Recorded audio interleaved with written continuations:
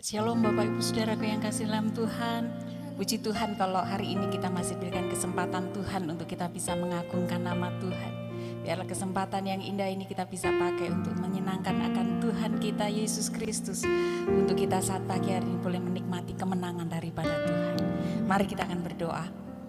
Bapa, kami mengucap syukur buat hari ini. Kesempatan yang Tuhan masih berikan buat kami. Kami akan mempergunakan untuk kami mengagungkan, memuliakan nama Tuhan. Mari Roh Kudus Engkau ambil alih akan hidup kami. Saat ketakutan kami, saat kebimbangan kami, saat kekhawatiran kami melanda. Tetapi kami tahu ketika kami berada di dekat-Mu, ketika kami mengundang hadirat-Mu, kami akan menikmati akan lawatan Tuhan. Kami akan menikmati jamahan Tuhan. Oleh sebab itu mari Roh Kudus, Engkau berkuasa atas ibadah ini dari awal sampai akhir. Terima kasih Bapa, di dalam nama Tuhan Yesus Kristus kami siap untuk mengagungkan nama Tuhan. Yang siap memuji, mengagungkan nama Tuhan, sama-sama kita berikan kemuliaan bagi nama Tuhan. Haleluya. Amin. Mari kita akan masuk hadirat Tuhan. Kita akan datang kepada Tuhan dan kita akan agungkan Dia.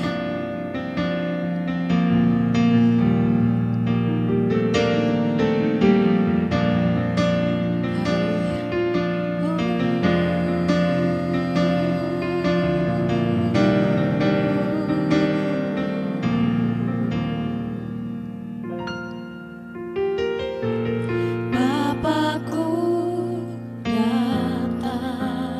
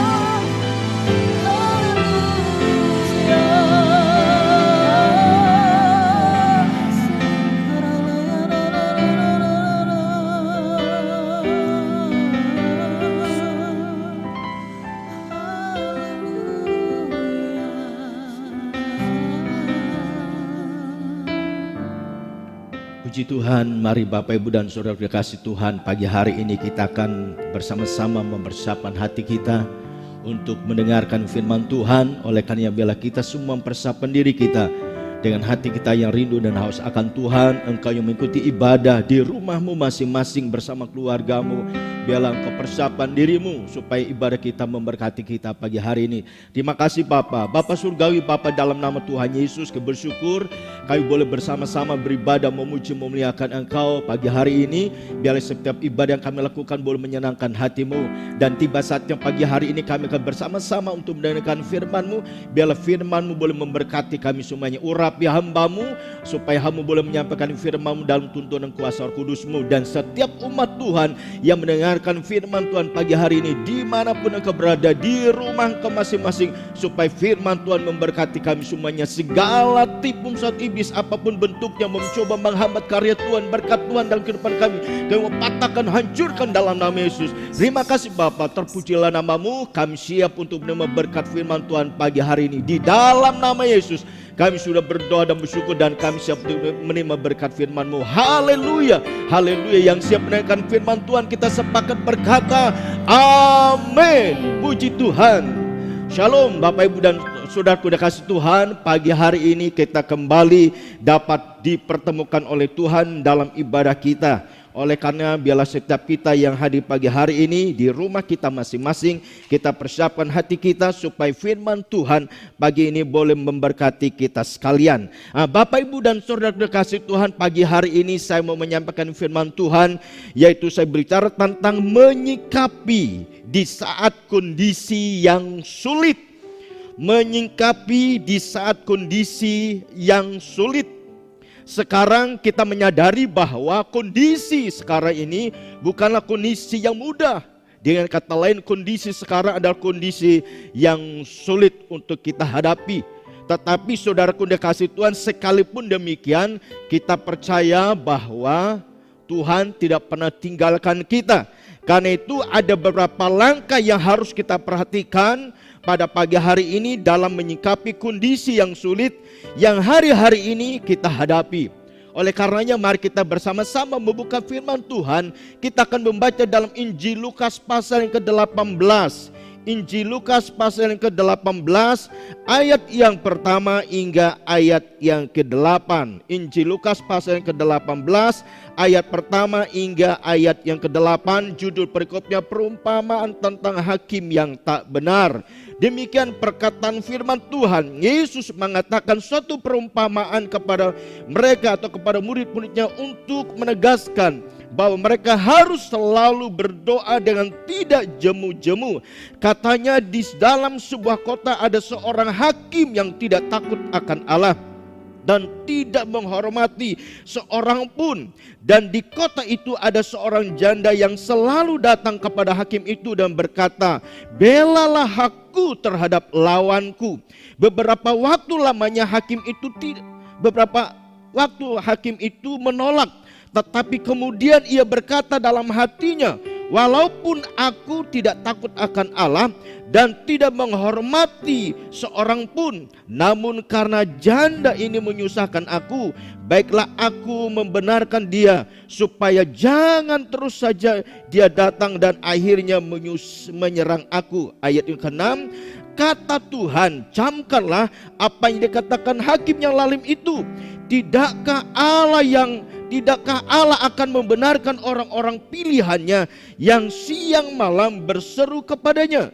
Dan adakah ia mengulur-ulur waktu sebelum menolong mereka? Ayat ke-8, aku berkata kepadamu, ia akan segera membenarkan mereka. Akan tetapi jika anak manusia itu datang, adakah ia mendapat iman di bumi? Bapak Ibu dan saudaraku dikasih Tuhan, di dalam pembacaan kita dalam Injil Lukas pasal 18 ayat pertama hingga ayat ke-8, kita melihat ada suatu perumpamaan yang Tuhan Yesus katakan bahwa di dalam sebuah kota yang sama, di situ tadi dikatakan ada hakim yang tidak takut akan Tuhan dan tidak menghormati seorang pun. Bahkan ada seorang ibu yang punya masalah.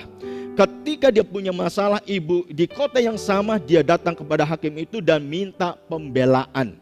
Walaupun di situ tadi kalau kita lihat ayat yang kedua hingga ayat yang kelima, di situ dikatakan pertama itu hakimnya tidak mau menolong wanita itu. Tetapi karena wanita itu atau ibu yang janda ini berulang-ulang kali datang kepadanya, akhirnya dengan kata lain ibu ini mendapat pembelaan atau pertolongan dari hakim yang tidak takut akan Tuhan tadi. Bapak, Ibu dan Saudara yang kasih Tuhan, sebagai orang yang percaya, sebagai anak Tuhan, ketika diperhadapkan kondisi yang sulit yang hari-hari ini kita hadapi, entah itu yang berhubungan dengan ekonomi, yang berhubungan dengan kesehatan dan masalah-masalah yang lain, yang memang kita harus sadari bahwa kondisi sekarang ini tidak seperti bulan-bulan yang lalu, tidak seperti tahun-tahun yang lalu, semuanya berjalan dengan baik. Tetapi hari-hari ini kondisinya tidak mudah untuk kita menyingkapinya. Oleh karenanya saudaraku dikasih Tuhan, melalui pembacaan firman Tuhan pagi hari ini, ada beberapa langkah yang firman Tuhan berikan buat kita di dalam menghadapi kondisi yang sulit ini. Lalu apa saja langkahnya yang firman Tuhan berikan buat kita?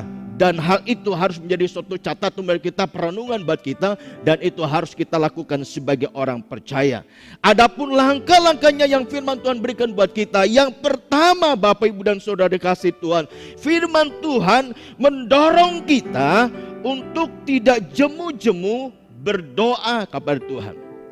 Sekali lagi saya katakan, firman Tuhan memberikan langkah buat kita menghadapi kondisi yang sulit ini, yaitu menegaskan bahwa firman Tuhan mendorong kita agar tidak jemu-jemu untuk berdoa. Artinya kita jangan sampai berhenti berdoa sebagai orang percaya, tetapi sebaliknya kita harus mempunyai kehidupan doa sebagai umat pilihan Tuhan. Seperti apa dikatakan di dalam ayat yang pertama tadi, Yesus mengatakan suatu perumpamaan kepada mereka atau kepada murid-muridnya untuk menegaskan bahwa mereka harus selalu berdoa dengan tidak jemu-jemu. Bahkan di dalam 1 Tesalonika pasal 5 ayat 17 di situ katakan tetaplah berdoa. Pertanyaannya buat kita saudara kasih Tuhan, mengapa kita tidak boleh jemu-jemu untuk berdoa? Ada beberapa alasan. Yang pertama, karena melalui doa kita dapat berbicara dengan Tuhan secara pribadi. Karena melalui doa kita dapat berbicara kepada Tuhan secara pribadi. Selain kita dapat berbicara secara pribadi dengan Tuhan melalui doa, ternyata melalui doa juga kita dapat menyampaikan segala pergumulan, permasalahan, dan beban hidup yang kita hadapi. Itu yang dikatakan dalam 1 Samuel pasal yang pertama ayat 9 hingga ayat ke-11, kemudian ayat ke-12 hingga ayat yang ke-16. Saya akan bacakan di dalam 1 Samuel pasal pertama ayat yang ke-12 hingga ayat yang ke-16. Berkata demikian, saudaraku yang dikasihi Tuhan. 1 Samuel pasal yang pertama ayat ke-12 hingga ayat yang ke-16. Demikian firman Tuhan, ketika perempuan itu terus-menerus berdoa di hadapan Tuhan, maka Eli mengamat-amati mulut perempuan itu, dan karena Hana berkata-kata dalam hatinya dan hanya bibirnya saja bergerak-gerak, tetapi suaranya tidak kedengaran, maka Eli menyangka perempuan itu mabuk. Lalu kata Eli kepadanya, berapa lama lagi engkau berlaku sebagai orang mabuk? Lepaskanlah dirimu daripada mabukmu. Ayat ke-15, tetapi Hana menjawab, bukan tuanku, aku seorang perempuan yang sangat bersusah hati. Anggur ataupun minuman yang memabukkan tidak ku minum, melainkan aku mencurahkan isi hatiku di hadapan Tuhan. Lalu ayat yang ke-16, Janganlah anggap hambamu ini seorang perempuan dursila, sebab karena besarnya cemas dan sakit hati, aku berbicara demikian lama. Saudaraku yang kasih Tuhan, Ibu Hana ketika dia diperhadapkan dengan pergumulan dalam hidupnya, karena dia mandul pada saat itu, belum dikaruniai anak. Bahkan suaminya punya istri yang kedua, istrinya yang kedua bernama Penina, dan istri yang kedua itu punya anak. Dan ketika di perhadapan hal itu, ketika Ibu Hana menyadari bahwa dia belum dikaruniai anak, itu merupakan beban yang sangat berat dalam kehidupannya. Itu boleh dikatakan suatu kondisi yang sulit untuk dihadapi. Tetapi dalam kondisi seperti itu, ia datang dan berdoa kepada Tuhan. Karena melalui doa kita bisa berbicara secara pribadi kepada Tuhan. Bahkan melalui doa kita bisa menyampaikan segala beban dan pergumulan hidup yang kita hadapi. Bapak, Ibu, dan Saudara dikasih Tuhan, maka dari itu firman Tuhan menegaskan kepada kita, ketika menghadapi kondisi yang sulit ini, firman Tuhan mendorong kita supaya kita terus berdoa dengan tidak jemu-jemu. Karena melalui doa kita bisa menyampaikan segala beban hidup kita. Bahkan melalui doa kita saling kita menyampaikan beban hidup kita. Melalui doa juga kita bisa menyampaikan segala permohonan dan permintaan kita kepada Tuhan. Pertanyaannya, apa menjadi permintaan kita hari-hari ini? Mungkin engkau berdoa minta supaya Tuhan buka jalan, supaya kita bisa buka usaha. Mungkin engkau berdoa supaya engkau yang sakit boleh disembuhkan. Mungkin kau berdoa hari-hari ini karena anakmu mau masuk sekolah butuh biaya. Berdoa minta supaya Tuhan membuka jalan. Dengan kata lain, Tuhan berikan jawaban bagi kita. Selain itu, saudara dikasih Tuhan, ternyata doa juga merupakan sesuatu yang harus kita lakukan sebagai bukti bahwa kehidupan rohani kita masih hidup. Dengan kata lain, hidup rohani kita ini masih bertumbuh. Tapi ketika kita sudah menjadi orang percaya tetapi kita tidak pernah berdoa, itu menandakan bahwa kita orang percaya tapi kehidupan rohani kita sedang mati. Tapi saya percaya kita tidak mengalami kematian rohani. Karenanya mari terus berdoa supaya engkau menjadi orang yang hidup di dalam Tuhan. Seluruh sejemaat Gereja Tuhan GB Gunung Padang, jangan lupa untuk berdoa, karena doa merupakan sarana untuk kita berbicara dengan Tuhan, dan doa merupakan sarana untuk kita bisa menyampaikan segala keluh kesah kita kepada Tuhan. Bahkan doa merupakan menandakan bahwa kita memiliki kehidupan rohani yang masih hidup di hadapan Tuhan. Dan yang terakhir, mengapa kita berdoa? Karena melalui doa kita bisa mendapat jawaban daripada Tuhan. Oleh karena itu, saudara dikasih Tuhan, itu bagian yang pertama, langkah yang firman Tuhan berikan buat kita ketika menghadapi kondisi yang sulit, yaitu jangan pernah berhenti untuk berdoa. Lalu yang kedua, Bapak, Ibu, dan Saudara dikasih Tuhan, langkah yang kedua yang firman Tuhan berikan buat kita untuk menghadapi kondisi yang sulit hari-hari ini. Yang kedua, Bapak, Ibu, dan Saudara dikasih Tuhan, mengingatkan kita agar kita minta pertolongan kepada sumber yang tepat. Meminta pertolongan kepada sumber yang tepat, yaitu kita harus datang dan meminta kepada Tuhan. Kepada Tuhan kita Yesus Kristus. Seperti apa yang dikatakan di dalam ayat yang ke-6 hingga ke-8 dalam Injil Lukas tadi. Perhatikan ayat yang ke-6 hingga ke-8 berkata demikian. Kata Tuhan, camkanlah apa yang dikatakan hakim yang lalim itu. Tidakkah Allah akan membenarkan orang-orang pilihannya yang siang malam berseru kepadanya? Dan adakah ia mengulur-ulur waktu sebelum menolong mereka? Ayat ke-8, aku berkata kepadamu, ia akan segera membenarkan mereka. Akan tetapi jika anak manusia itu datang, adakah ia mendapat iman di bumi? Jadi Bapak, Ibu, dan Saudara dikasih Tuhan, dalam menghadapi kondisi yang sulit ini, firman Tuhan menegaskan kepada kita, langkah yang kedua yang harus kita lakukan, yaitu kita diingatkan agar kita meminta pertolongan kepada sumber yang tepat, yaitu kita harus datang kepada Tuhan kita Yesus Kristus. Seperti dalam Injil Matius pasal 7 ayat yang ke-7 hingga ke-11, mintalah maka dia akan diberikan, carilah maka kamu akan mendapat, dan seterusnya. Mengapa kita harus datang minta kepada Tuhan Yesus dan kita minta pertolongan kepada Yesus? Karena Yesus yang sanggup untuk menolong kita, dan ia tidak mau mempermalukan umatnya.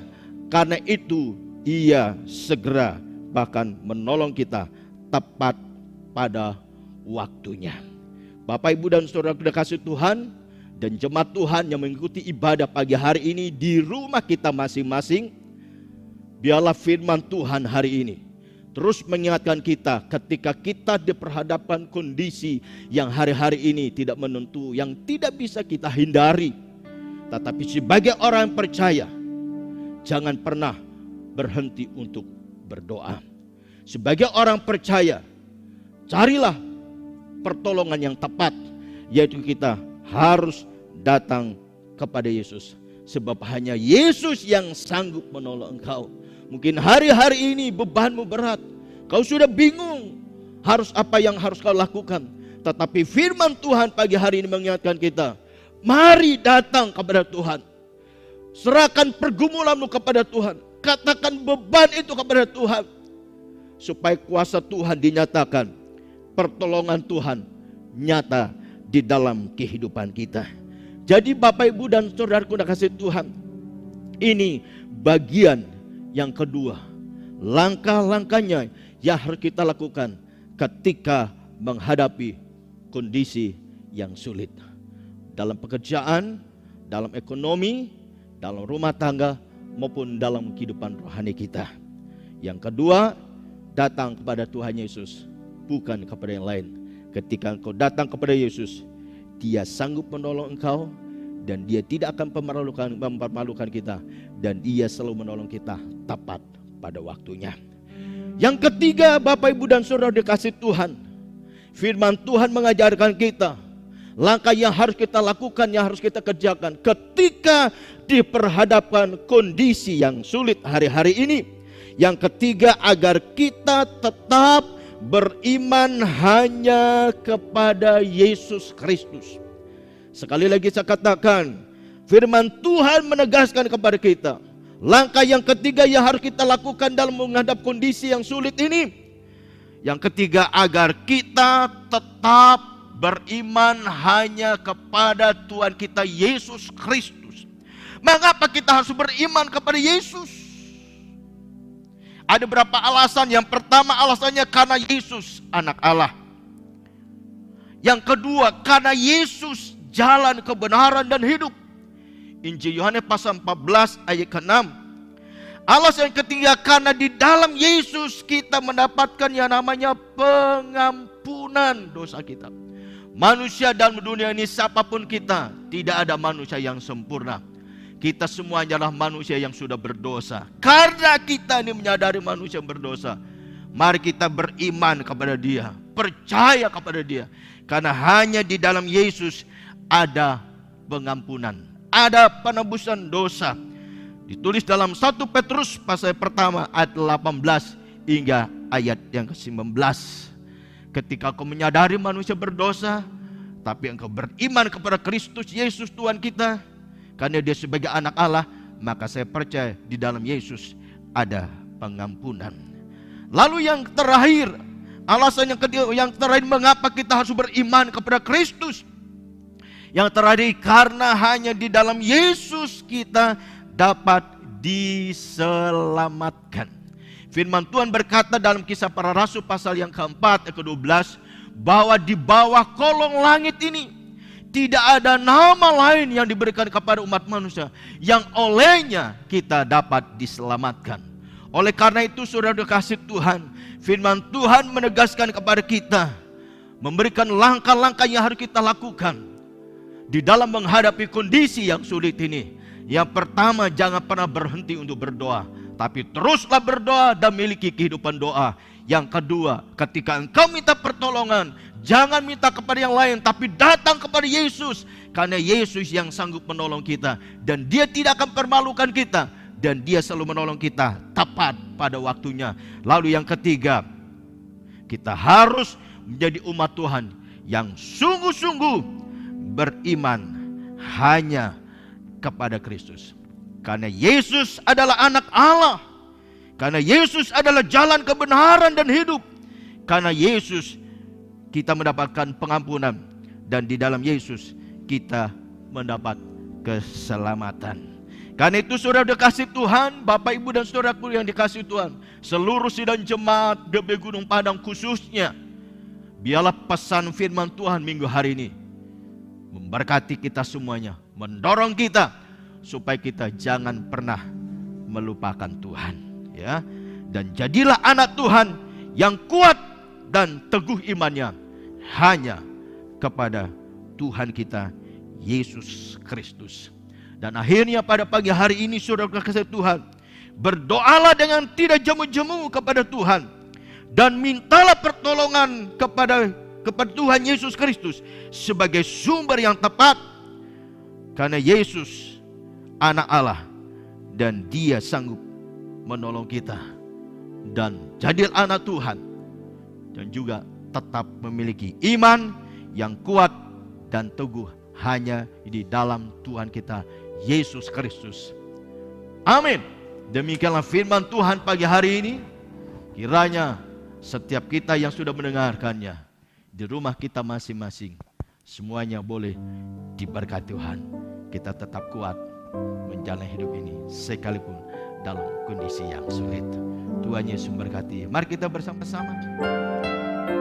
Saat ku tak melihat jalanmu, saat ku tak mengerti rencanamu, namun tetap ku pegang janjimu, pengharapanku hanya padamu. Saat ku tak melihat jalanmu, melihat jalanmu, saat ku tak mengerti rencanamu, namun tetap ku pegang janjimu, pengharapanku hanya padamu. Hatiku percaya,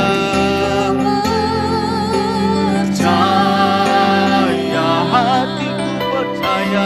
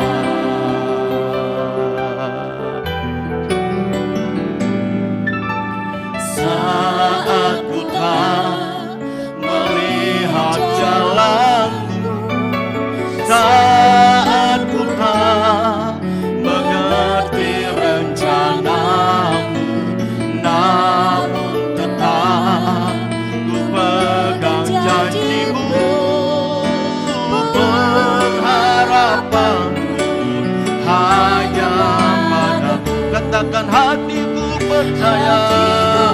Mari angkat tangan setiap kita, dimanapun engkau mengikuti ibadah pagi ini, di rumah kita masing-masing, dan kuasa Tuhan melawat engkau, menjamah engkau. Haleluya, haleluya. Selalu percaya. Katakan sekali lagi, hatiku percaya. Haleluya, Yesus, hatiku percaya. Hatiku percaya, selalu ku percaya, selalu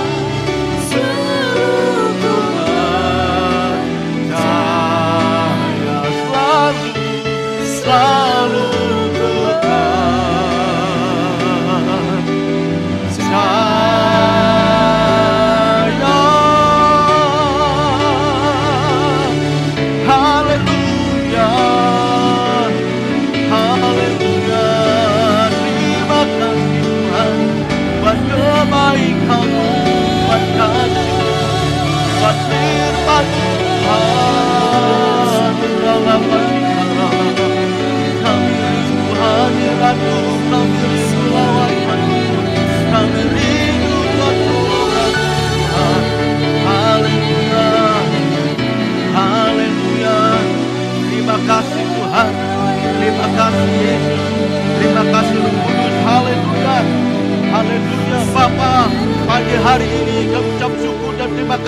kepadamu. Kami boleh bersama-sama dengan umat-Mu memuji memuliakan nama-Mu.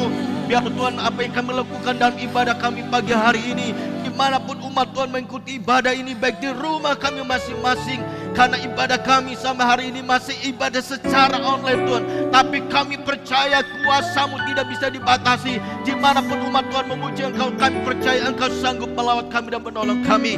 Dan firman-Mu telah kami dengar pagi hari ini, biarlah firman-Mu Tuhan Yesus memberkati kami semuanya Tuhan Yesus. Ya Tuhan, dalam menghadapi kondisi-kondisi yang sulit ini, kami telah diberikan ya Tuhan kebenaran firman-Mu, supaya kami tetap ya Tuhan Yesus memiliki kehidupan doa terus menerus sebagai anak Tuhan, dan menyingkapi kondisi yang sulit ini Tuhan. Firman Tuhan menegakkan supaya kami tetap lari dan mencari pertolongannya kepada Engkau sebagai sumber pertolongan kami yang tepat. Bahkan firman Tuhan menegaskan kepada kami menghadapi kondisi yang sulit ini, supaya kami tetap hanya beriman hanya kepada Yesus Kristus sebagai Tuhan dan Juru Selamat kami. Karena Yesus Kristus anak Allah yang hidup, Yesus Kristus adalah sumber kebenaran, karena Yesus Kristus adalah penolong kami yang sanggup menolong kami, dan di dalam Yesus kami dapatkan keselamatan. Terima kasih Bapa, terima kasih umat Tuhan yang mendengarkan firman Tuhan di rumah masing-masing, dimanapun Engkau mendengarkan firman Tuhan pagi ini.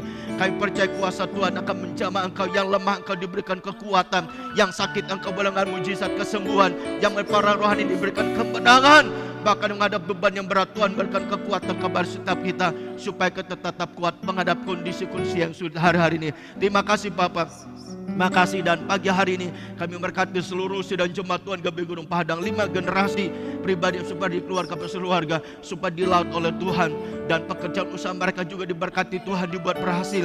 Anak-anak yang mulai masuk sekolah di jenjang yang baru Tuhan, di Tuhan Yesus, sekolah mereka yang baru, berdoa supaya segala biaya dicukupkan Bapak. Terima kasih Bapak, terima kasih. Dan selama menghadap kondisi yang sulit itu, dan seluruh orang-orang kudus-Mu, jemaat GBI Gunung Padang tetap memiliki hati yang melekat kepadamu Tuhan, karena kami tahu Engkau sumber kekuatan buat kami dan pertolongan bagi kami. Terima kasih Bapa, terpujilah nama-Mu. Kami nyerahkan Tuhan semua doa ini hanya ke dalam tangan kasih-Mu, dan sebenarnya kami juga akan berkepulang dan memang berkat pada Tuhan. Biarlah Tuhan terus memberkati kami semuanya. Terima kasih Bapa, terima kasih. Mari saudaraku yang kasih Tuhan, Bapak Ibu dan saudaraku yang kasih Tuhan, pagi hari ini kita angkat tangan kita bersama-sama, kita pulang dan terima berkat pada Tuhan. Saudaraku yang kasih dalam Tuhan, terima kasih Bapa, terima kasih. Angkat tangan di hadapan Tuhan. Terima kasih Bapa, terima kasih Tuhan Yesus, terima kasih. Tuhan memberkati Engkau dan melindungi Engkau.